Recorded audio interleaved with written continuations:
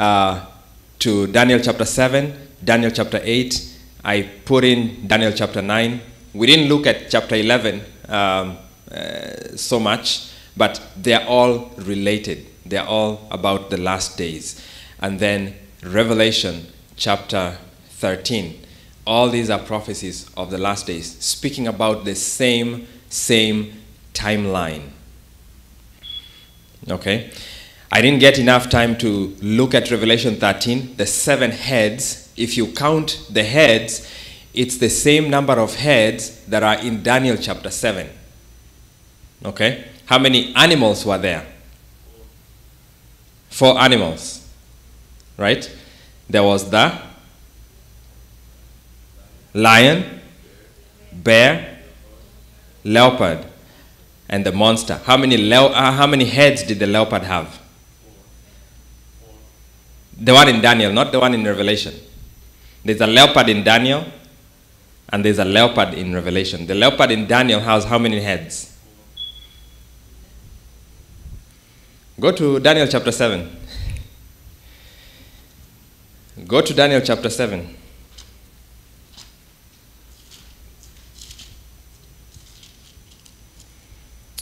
All right, we have the vision of the 4 beasts. The first one is in verse 4. The first was like a lion, okay? And verse 5 gives us the next one, and suddenly another beast, a second, like a bear, raised on one side, and and Daniel continues to explain it. And verse 6, and as I looked, there was another like a leopard, which had on its back 4 wings and a bird. The beast also had 4 heads. Do you see that in verse 4? Verse 6, sorry. You see that? Talk to me. Okay. Relax. All right. I want you to go with me. There is 4 heads. The leopard had 4 heads. How many heads did the lion have?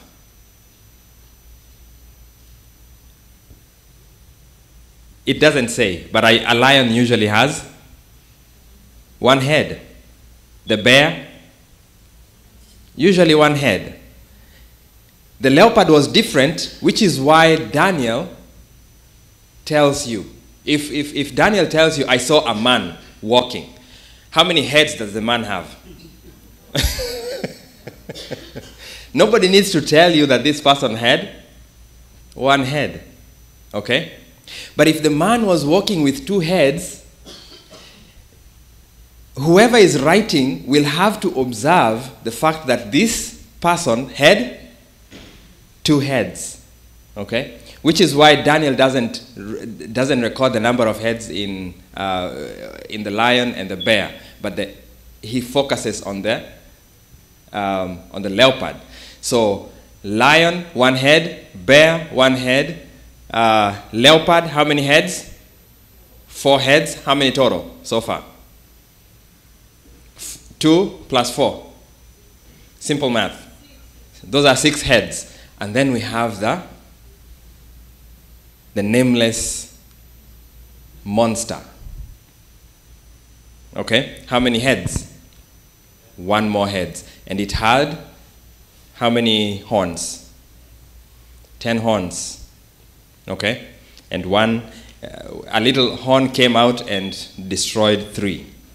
So in Daniel we have how many heads? 7 total. 2 plus 4 plus 1, total 7, which is the same as Revelation 13. Okay? The leopard in Revelation 13 has 7 heads. It is the same prophecy. It's the same timeline. It's basically a timeline. Okay? And it's all the same information. When God gives Nebuchadnezzar the dream, God gives Nebuchadnezzar the dream, he creates containers, which he repeats the same with Daniel in form of the animals, and then he adds more information to what Daniel sees, and then in chapter 8, which is a few kingdoms later, he also adds more information to the previous information that he got. So every prophecy is related, but they have slightly different information. Chapter 8 deals with the sanctuary services. That is practically the difference. Okay? And then Revelation 13, Daniel chapter 9 deals with the Messiah, the messianic prophecy. And then Daniel chapter 13 now, Revelation chapter 13 now puts all of them together, and they focus. God adds a few more, a little more information, a few more verses with information that was not present in the previous. Now this morning, we are dealing with the time of trouble. What does the Bible mean when it says there will be a time of trouble? And when is this time of trouble scheduled to come? Okay. I just lost my... Okay, I got it. Let me see if my clicker is moving. It's moving. We talked about classical prophecies and eschatological prophecies, which are also known as apocalyptic prophecies, end-time prophecies. I won't waste time there. Now, in Genesis chapter 32, the Bible records a story where Jacob, the father of the Israelites, join me in Genesis chapter 32. Genesis chapter 32. Now, Jacob was one of a pair of twins. What was his brother's name? Esau or Esau. That was his brother. What happened between the two while they were young, while they were teenagers? They had differences. One killed the other one?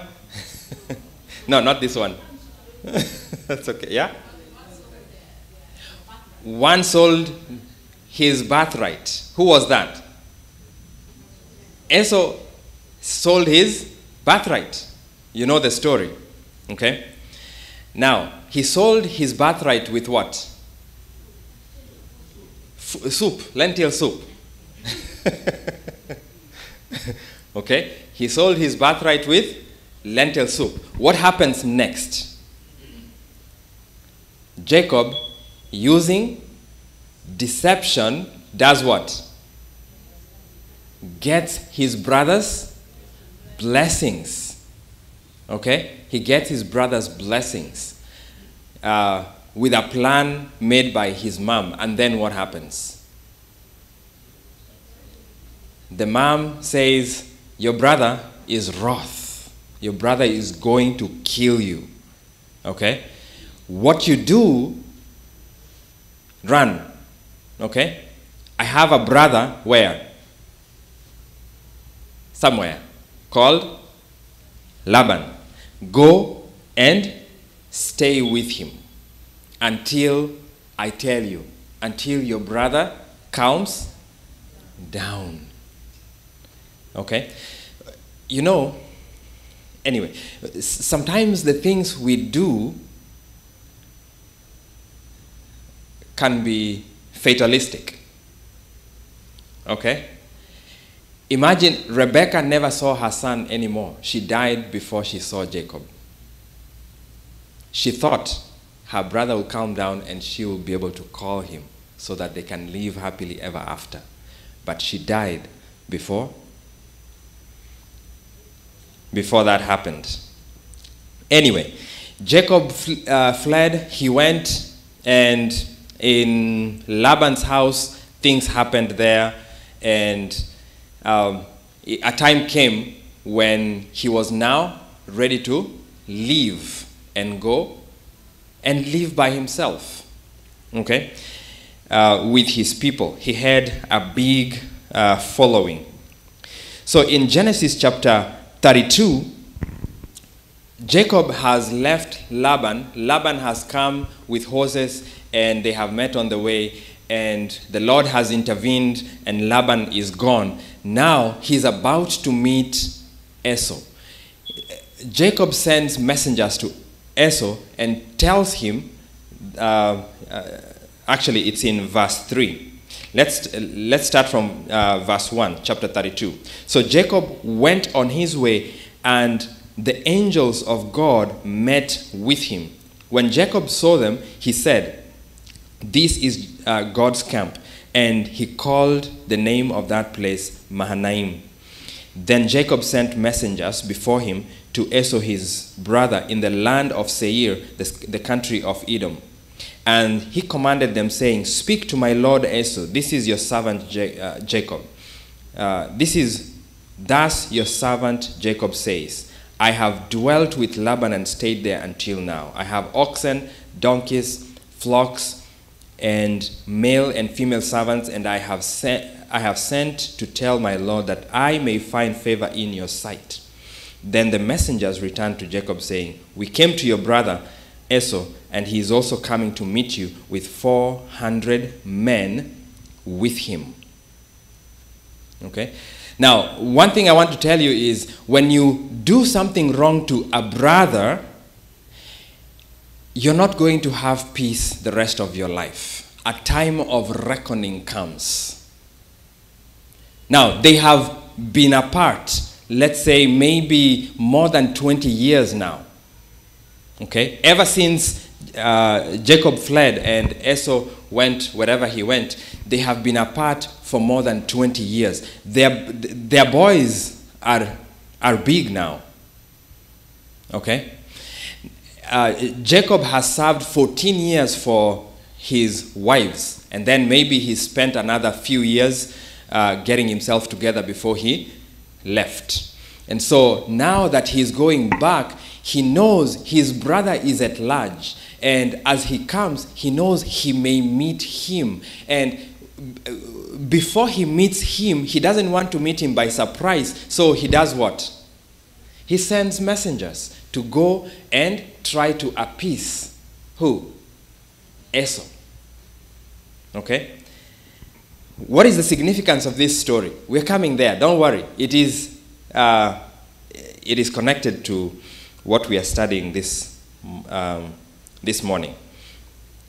So Jacob sends messengers. They go and they bring him word that Esau is coming. He is coming to meet you. And he's coming with how many people? How many men? Yes, he's coming to meet you with 400 men. Now, the Bible records in verse 7, so Jacob was greatly afraid and distressed, and he divided the people that were with him and the flocks and herds and camels into 2 companies. Jacob was guilty. Okay? Jacob was guilty at this point because he had lied to his dad and had taken the blessing that was meant for Esau, his brother. And even though Esau had gone to get those blessings from his father did not have much blessings for him left. And so he was wroth. He was very angry at Jacob. Now Jacob is coming to meet his brother, and he is very guilty of what he did. He wants to make amends, but apparently, according to what he is told here, Esau is still angry at him. And so he's coming with 400 men, 400 soldiers, probably. And so in his distress, he's very afraid. He's fearful and afraid. He's tormented in his heart. And so he plans and he divides his people and his animals, his property, into 2 companies.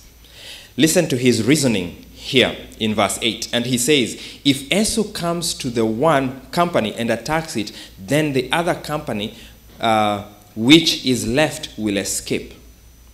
Then Jacob said, O God of my father Abraham, and God of my father Isaac, the Lord who said to me, return to your country and your family, and I will deal well with you. I'm not worthy of the least of all mercies and of all the truth which you have shown your servant. For I crossed over this Jordan with my staff, and now I have become two companies.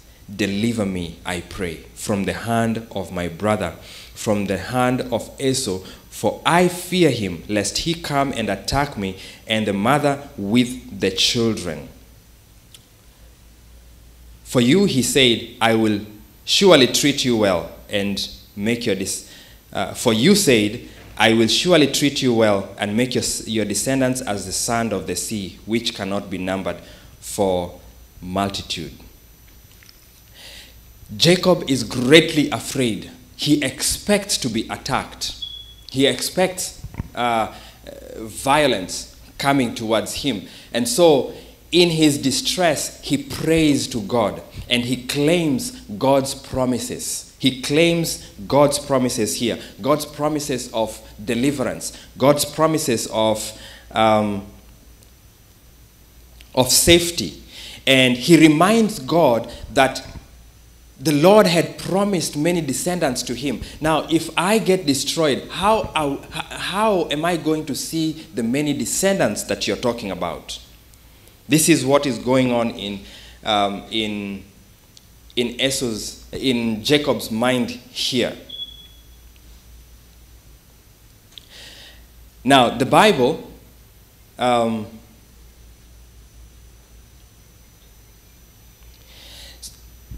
this is referred to as Jacob's time of trouble. Jacob's trouble. Okay? This is referred to as Jacob's trouble. It is Jacob's trouble because at this point he's expecting to be attacked. He is fearful because when Esau comes, he has men of war. Does he have men of war? Does Jacob have men of war? Jacob has two wives. Actually, add the servants of his wives, he has like 4. And then he has children. His sons were not yet adults. Okay? He has children coming with him. And he has flocks and herds.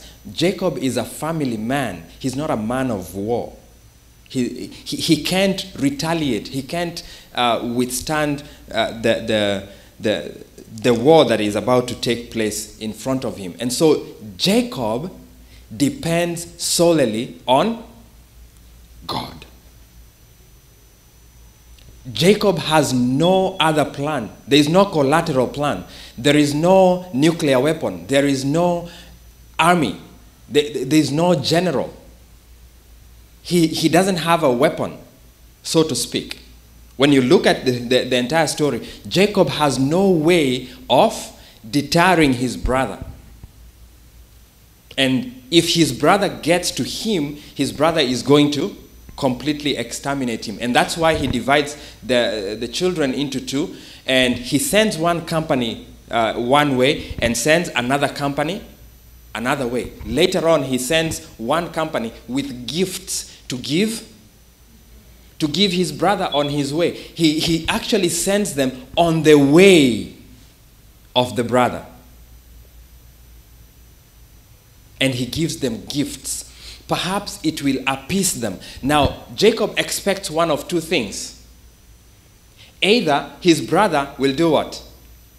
Accept the gift and then be appeased. By the time his brother leaves that company and comes all the way to Jacob, Jacob is expecting that his brother will be a happy man, ready to see his brother. Okay? And then the other thing Jacob expects is that Jacob may be so irate, so angry that he may decide to finish that company. And if that happens, then hopefully the destruction of that company, Esau will feel like he has repaid for the damage that was caused him. And so Jacob does not want any of those companies to be lost, but just in case, at least if one company is destroyed, at least the other one will escape. And so it will be the route by which God will get the many descendants. This is what is going on in Jacob. Isn't this how we think sometimes or all the time? We make plans when we're in trouble. We make plans and all this. Now, Jacob, as much as he has made those plans, Jacob goes to God. And the rest of the verses record a wrestling with God. God actually comes and meets with him. And they wrestle. And at the end, Jacob asks for a blessing.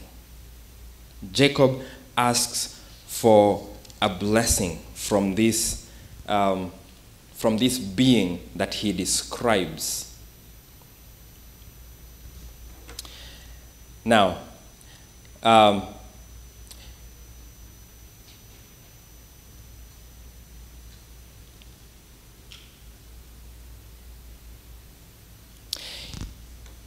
you see, Jacob was experiencing guilt, and he had feelings of fear at that particular moment. In Jeremiah chapter,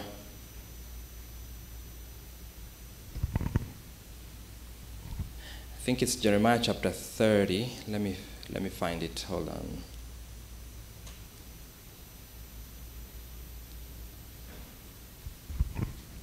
Jeremiah chapter 30, I was correct. Throughout the scriptures, the Lord has recorded a prophecy in the last days. And we see part of it in Jeremiah chapter 30. Listen to what the Lord says. Speaking about the restoration of Israel and Judah in verse 30, he begins with he begins in verse 1, 2, and 3, explaining to Jeremiah what is going to happen, and he instructs Jeremiah to write a book, and then he moves out of that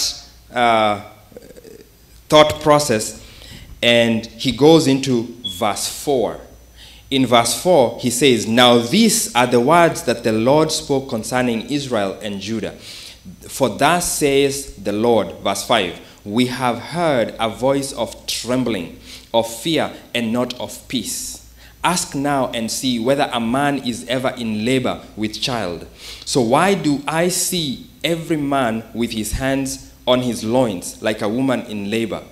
And all faces stand pale. Alas, for that day is great, so that none is like it. And it is the time of Jacob's trouble. But he shall be saved out of it."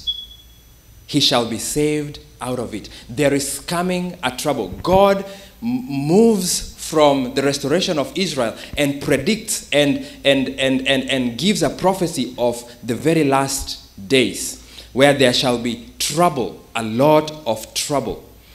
And he calls it the time of Jacob's trouble. Like Jacob, in the last days, the children of God are going to be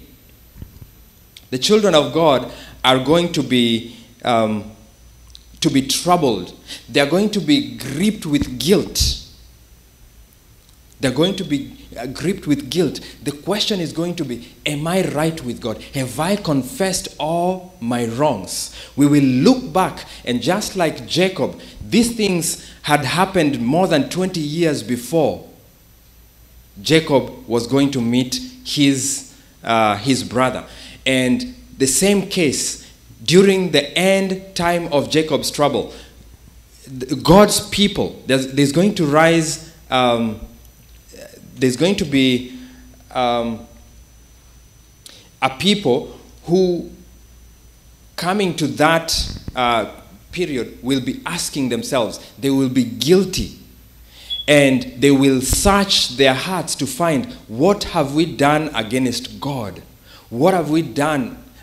What do we need to repent? And of course, they will be afraid of what is to happen to them, as you shall see in Daniel chapter 12 and also Revelation chapter 13.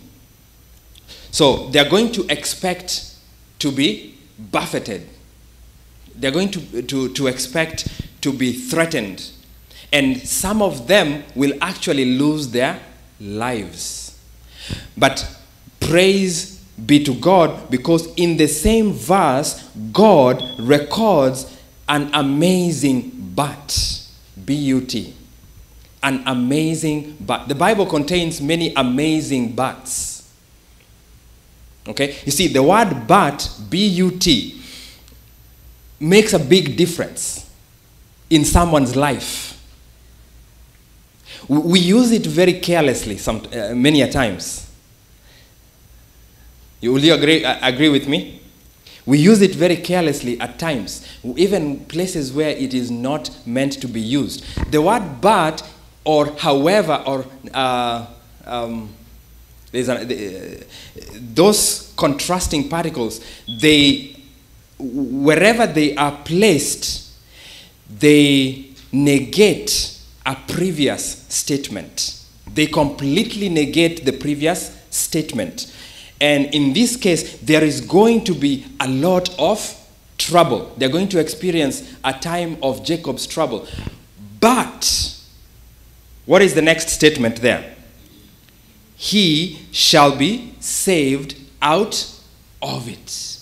An amazing but indeed. Jacob is going to have trouble, but he will be saved from it. He will be saved from it. God is prophesying the fact that there's going to be a time of trouble, but he is also saying that as much as we will experience that guilt, as much as we will experience the physical pain, we will be saved from it. Amen? We will be saved from it. That was Jeremiah chapter 30, verse 4 to 7. Daniel, in Daniel chapter 12, verse 1, 2, and 3, I read it yesterday, says this: At that time Michael shall stand up, the great prince who stands watch over the sons of your people. And there shall be a time of trouble, such as never was since there was a nation, even to that time. And at that time your people shall be delivered, everyone who is found written in the book.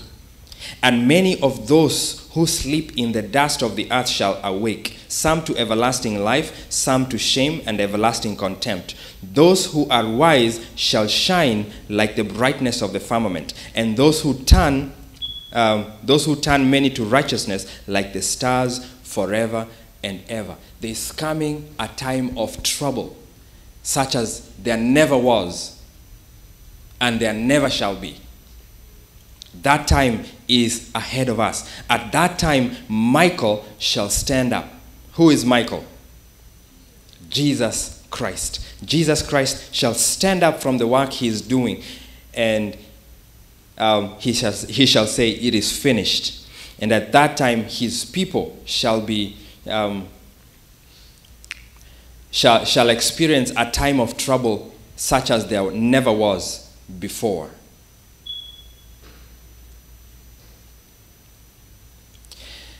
So, Daniel chapter 12 verse 1 to 3 also refers to a time of trouble for God's people. As in Jeremiah, it will be an unprecedented time of distress.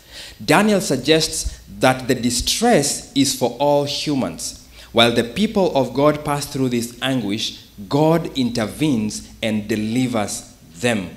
This terrifying experience is associated with the attempt of the king of the north to exterminate them. This is in Daniel chapter 11, from which God will deliver them.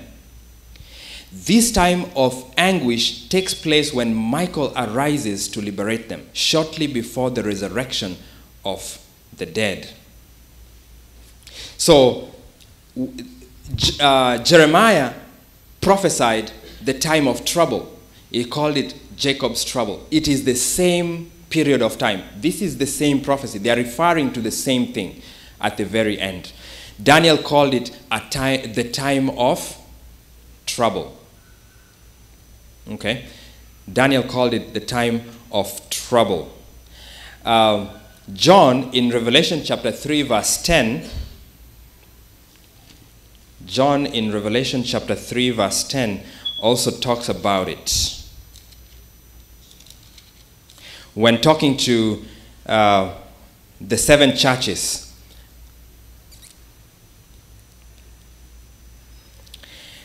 in verse 10, he is speaking to the church in Philadelphia. He says in verse 10, "Because you have kept my command to persevere, I will also keep you from the hour of trial, which shall come upon the whole world to test those who dwell on earth." There is a time, there's an hour of trial. It is also called an hour of trial, which will come to the entire world. The whole world will be tested. Revelation knows about a last day time of trouble for God's people, called by John the hour of trial. It is a global tribulation, but it will not destroy the faith of God's people. They are described as those who have come out of the great tribulation in chapter 7, verse 14, and have remained faithful through the blood of the Lamb. They go through this experience after the release of the 4 winds of destruction and shortly before the return of Christ. So, where is this tribulation located? It is located shortly before the coming of Christ,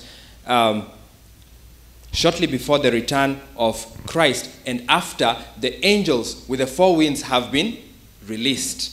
Remember, there are 4 angels that were sent to do what? To hold the winds from the 4 sides, to hold the 4 winds. Okay? The 4 winds of strife. As soon as they are allowed to let go of the winds, there is going to be a time of trouble such as there has never been. Okay? So that's where the time of trouble is located. And if you look at the chart that we had yesterday, you will see where it is located.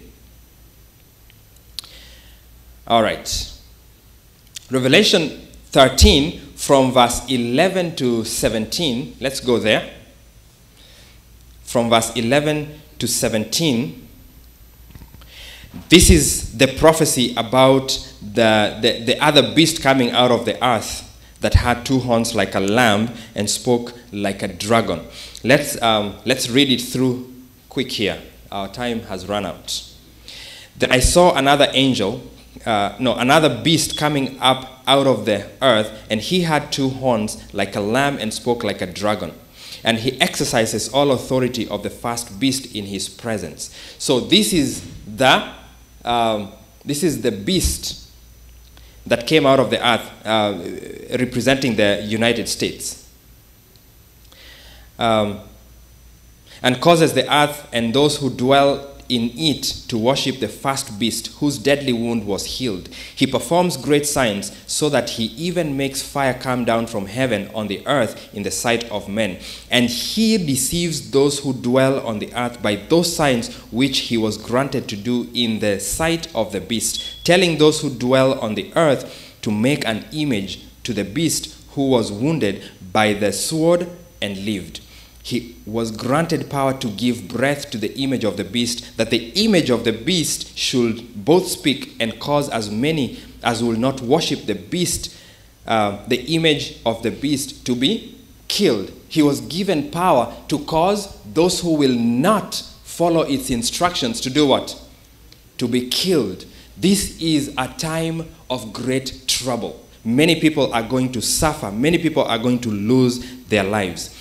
Verse 16, he causes all, both small and great, rich and poor, free and slave, to receive a mark on their right hand or on their foreheads. And no one may buy or sell except one who has the mark or the name of the beast or the number of his name. Those who are going to refuse to receive the mark of the beast are not going to be able to buy or sell. This is a time of great distress. This is a time of great distress. What are you going to do when the time comes when you can't buy or sell? You see, we are so dependent on money. We are so dependent on the stores. We are so dependent on all these things. A time is coming when you'll not be able to transact. You will have the money, but because you do not have the mark of the beast on your hand or on your forehead, you're not going to be able to transact during this time of trouble. Revelation 13:11-17 clarifies that during this time, as in Daniel, God's enemy will try to exterminate God's people, but the Lord will deliver them.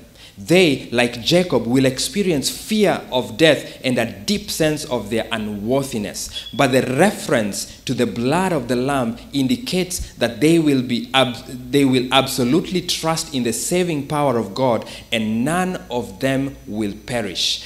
God allows them to go through this difficult experience because they are safe in His hands. Friends, God is telling us, yes, you will experience all these difficulties, but God will be there with us. Yes, we'll not be able to buy or sell. Yes, we'll probably be buffeted physically. Some of us will be killed, but God will be with us, and He will do what? He will save us. Too many people who talk about this time of trouble try to push us to make some changes as if what we do will save us.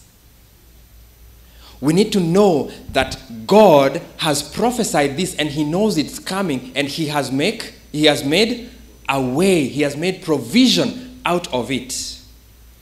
Some of you will not be able to buy and sell even though you will have money, but the angels will bring us food.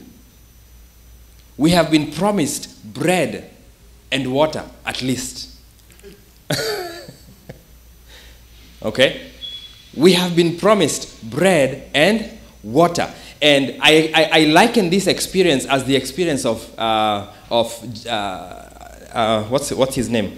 The experience of Elijah. Elijah, he was sent by God to Ahab. And as soon as he gave the message to Ahab, Elijah's life was in trouble, and God directed him to go to the brook Kerith for a time. And who provided him with bread? The birds. God sent birds, ravens. I wish I had time. I could show you how ravens don't even take care of their young. You have ravens here. Have you seen them? Take time to observe nature, my friends. Take time to observe them. Ravens, these are the black birds. They don't take care of their young. As soon as they lay eggs, they are gone. It's another bird that comes to to take care of the eggs and to take care of their young. They don't take care of their young. But God sent ravens to do what? To feed Elijah.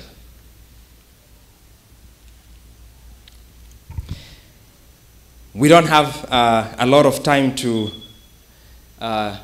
deal with the rest, so I am going to skip them.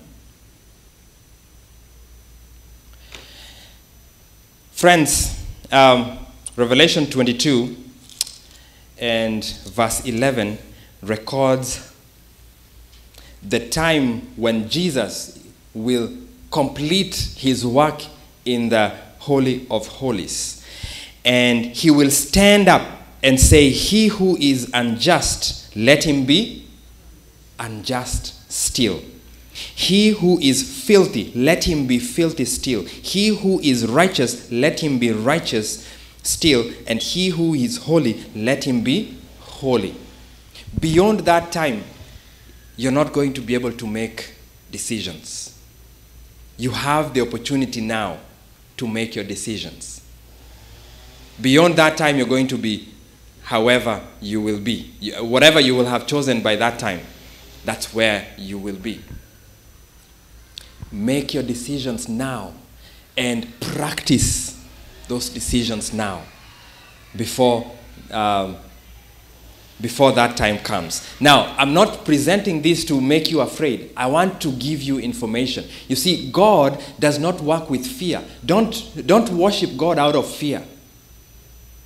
Don't worship God out of fear. He has told you, just like he told the disciples, I must die.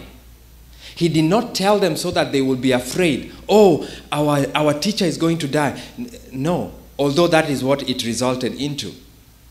He does not tell us these things ahead of time so that we are afraid. He wants us to know what to expect and prepare ourselves by being faithful to him. Because he has promised that he will give us a way out. God loves us very much. Friends, God loves you. God loves you very much. I want to assure you of God's love this morning. Prophecy is an indication that God loves you. He will not leave the house without telling you where he is going. He will not do anything without telling you what he is going to do. This is how he shows us his love. May his name be praised always. And I pray that he will take you through the difficult parts of your lives. May we stand up and have a word of prayer.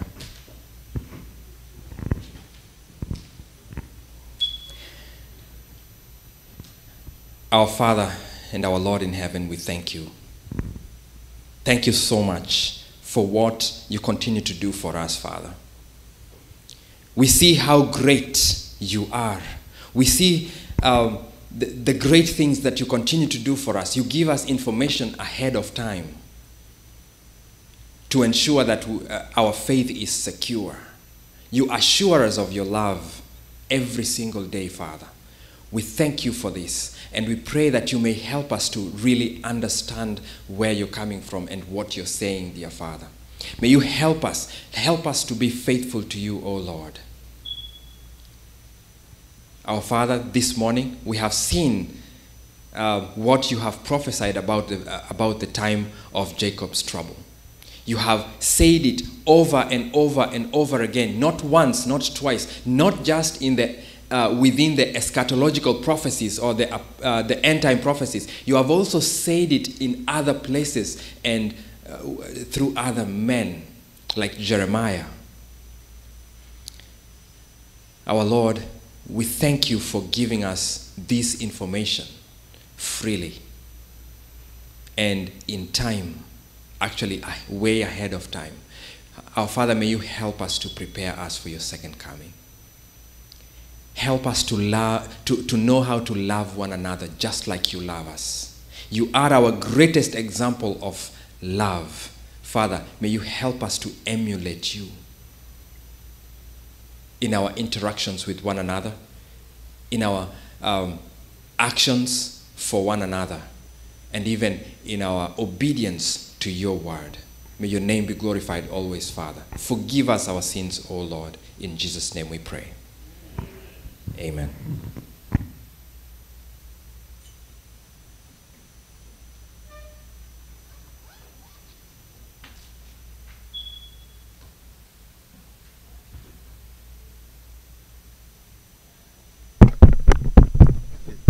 Things are not working. Let us end by great is thy faithfulness, first stanza and the chorus. Then we pray as we go home and come in the evening. Great is thy faithfulness, first stanza and chorus. Maren will read us. Number 100.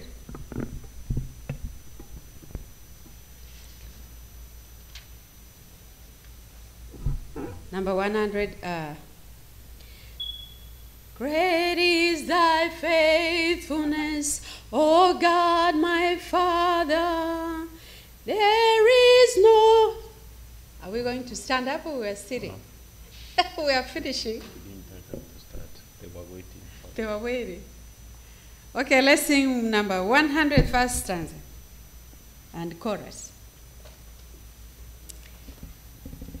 Great is thy faithfulness, O God, my Father. There is no shadow of turning with thee.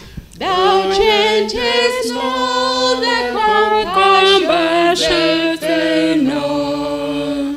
As thou hast been, thou forever will be. Great is thy faithfulness, great is thy faithfulness. Morning by morning, new mercies I see. All I have needed, thy hand hath provided. Great is thy faithfulness, Lord, unto me. Father God, we thank you for who you are to us. We appreciate you. We glorify your name. Thank you for being with us, O God, in this morning session. You have walked with us through your understanding, O God, in family life, and understanding that, King of glory, we should remain faithful, that you will be with us no matter what the situation is. Even as we are going to disperse, Father, we pray that you continue to be with us. Our teachers, the speakers you're using, Almighty God, may you continue to enrich them, Almighty Father. May you increase in them, O Lord, as they decrease in you. And as we are going, God, we pray that you guide each one of us. Hide us under your wings. And most so we pray that, King of glory, whatsoever the enemy has on the way for us, King of kings, may you take control of every situation. Thank you for being with us as we drive back home and come back in the evening. We commit everyone who is planning to come, but that whatsoever the enemy has planned against them, Lord, you will cancel all those forces and they will come to hear your word. Thank you for everything, and as we go, be with us. Thank you for the children. Continue to be with us and to guide us more. So we pray, the King of glory, may you continue to bind us together with cords of love that cannot be broken. For in Jesus' name we pray. Amen. We are now free.